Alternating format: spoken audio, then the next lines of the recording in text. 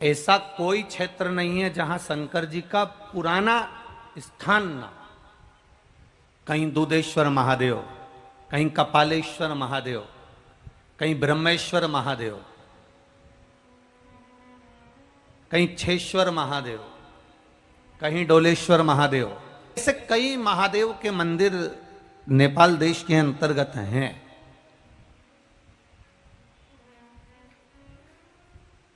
और बड़ा विशेष प्रेम मेरे महादेव, ये पूरा ब्रह्मांड, पूरी पृथ्वी, ये देश तो हम कहते हैं कि ये भारत देश है, नेपाल देश है, ये इंग्लैंड है, ये अमेरिका है, पर मेरे भगवान के लिए तो देश मूल नहीं, मेरे भगवान के लिए मृत्यु लोक मूल है,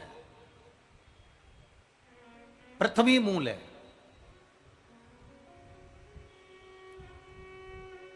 मेरा शिव वास करता है भूलोक पर, पृथ्वी पर।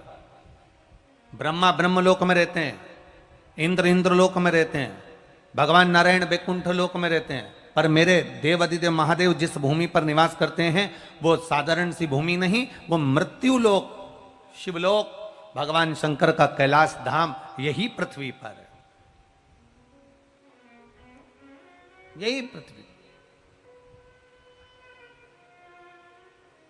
तो पितरों की तीन कन्या, मैना, धन्या और कला, ये तीन कन्या पितरों की। सनकादि ऋषि बैठे थे, तब साधना में लीन थे, भगवान की विरल भक्ति में लीन थे, तप में डूबे हुए थे। मैना धन्या कला का निकलना हुआ, अपने पिताजी से मिलने के लिए बेटियां जा रही थी। मैना का निकलना हुआ, और मैना का निकलना हुआ और उनके जो लहंगा था, उनका जो वस्त्र था, वो वस्त्र में जो झुमर झुमके लगे हुए थे, जो दर्पण लगे हुए थे, हीरा लगा हुआ था, सोना लगा हुआ था, कुछ कारीगरी उस लहंगे में जो करी हुई थी। तो मैना जब निकल कर गई तो उसके लहंगे के, उसके वस्त्र की चोट सनकादि ऋषियों को लग गई, सनत कुमारों को लगी। अब मैना निकल कर गई तो चोट लगी, धन्या निकल कर गई तो चोट लगी, कला निकल कर गई तो चोट लगी। बार बार जब संतों को चोट लगी, सनत कुमार को थोड़ा सा क्रोध जागृत हो गया।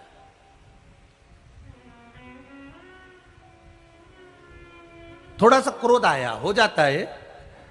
आप जहां बैठे हो, आप लोग जहां कहीं भी बैठे हो, आप एक जगह पर बैठे हो ना, तो उसमें और आपके पास में हाथ जोड़कर बोला, मैं सर प्लीज आप यहां से वहां बैठ जाओ। अब आप फिर वहां पर जाकर बैठ गए।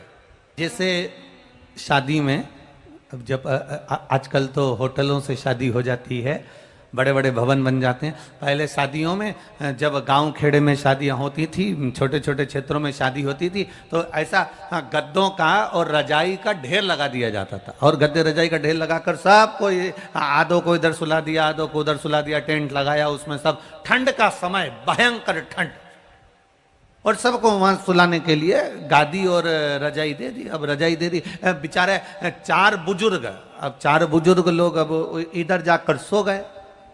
अब इधर जाकर सोए और इतने में उन्होंने रजाई वजाई ओढ़ी, और ठंड का भयंकर समय, और रजाई ओढ़कर सोए, और सोने के 1 घंटे बाद इन्होंने एक तो ठंड, और ठंड में रजाई ओढ़ी, ओढ़ने के बाद रजाई धीरे धीरे धीरे धीरे गर्म हुई।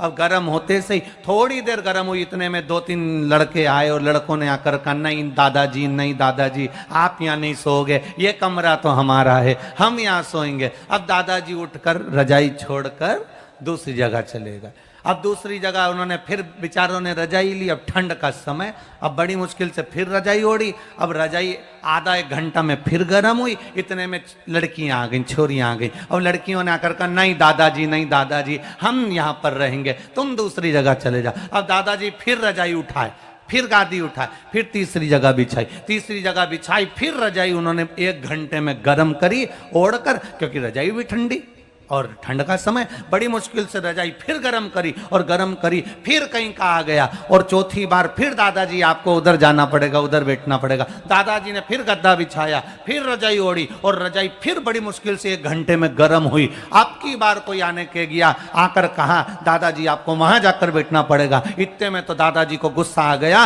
और गुस्से में आकर बोले, हम केवल क्या बारात में आए कि रजाई गर्म करने आए? जब देखो जब हमारी गर्म की गर्म रजाई कोई दूसरा लेकर चले जाता। अब आधे घंटे में तो हम ओढ़ के उसको गर्म करते, और मालूम पड़ा दूसरा लेकर चले जाओ। अब बार बार कोई तुमसे कहे सर प्लीज आप उधर बैठ जाओ, सर प्लीज आप उधर बैठ जाओ, थोड़ी देर में यहां बैठे थे, फिर वहां बैठे, फिर वहां से वहां बैठे, वहां से वहां बैठे, वहां से वहां बैठे, वहां, तो उसको क्रोध आ जाएगा, नाराजगी आ जाएगी। बस माँ, मैना, धन्या, कला तीनों निकल कर जा रही थी, और निकल कर जाते जाते इनके चरण का जो इनका जो लहंगा था, लहंगे में जो बर्क लगी हुई थी, वो बर्क से सनत कुमारों की जंघा में चोट लग गई।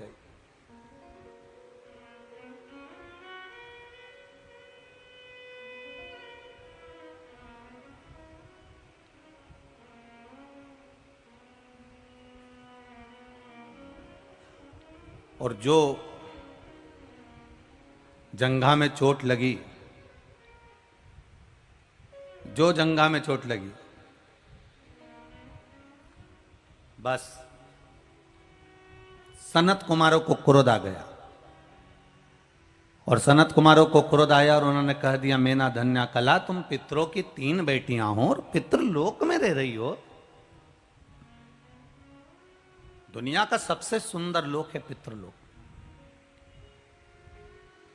पितृलोक, जहां पर पितृ निवास करते हैं। लोग कहते हैं कि गुरुजी हमारे पूर्वज मुक्त हुए कि नहीं हुए, हमारे पूर्वजों का मोक्ष हुआ कि नहीं हुआ। शिव महापुराण की कथा कहती है, जब तक पितृलोक में पितृ रह रहे हैं वो बड़े सुखी रहते हैं, बड़े आनंद में रहते हैं।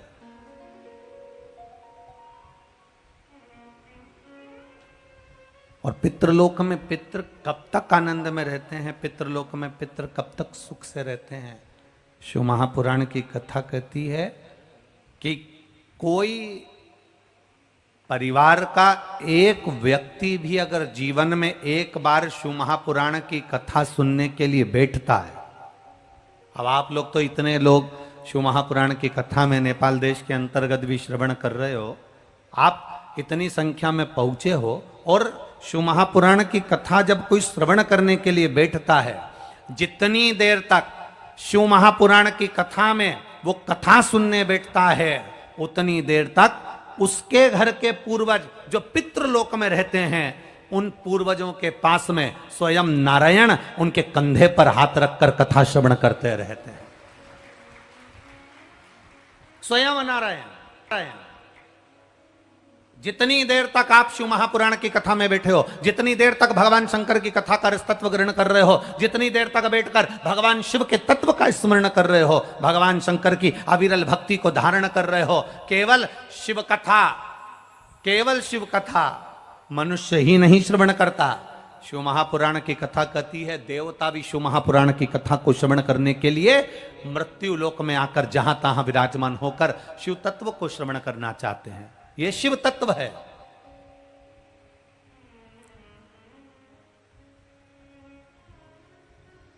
अविरल भक्ति देने वाले शिव। उतनी देर तक नारायण बैकुंठ छोड़कर पितृलोक में निवास कर कर पितरों के कंधे पर हाथ रखकर शिव महापुराण की कथा पितृलोक में श्रवण करते हैं। शास्त्र कहता है महाराज, खेतान जी बहुत बहुत साधुवाद है।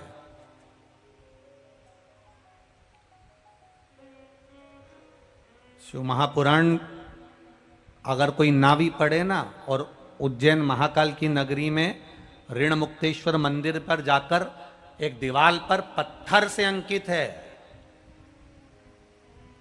कोई पुराण 1 पीढ़ी को तारेगी, कोई पुराण 2 पीढ़ी को तारेगी, कोई पुराण 7 पीढ़ी को तारेगी, पर शिव महापुराण के लिए ऋण मुक्तेश्वर मंदिर के दरवाजे पर पत्थर पर अंकित हजारों साल पहले का लिखा है। केवल एक शिव महापुराण ऐसी होती है जो 71 पीढ़ी को तार देती है। कथा करवाने वाले भी, सुनने वाले भी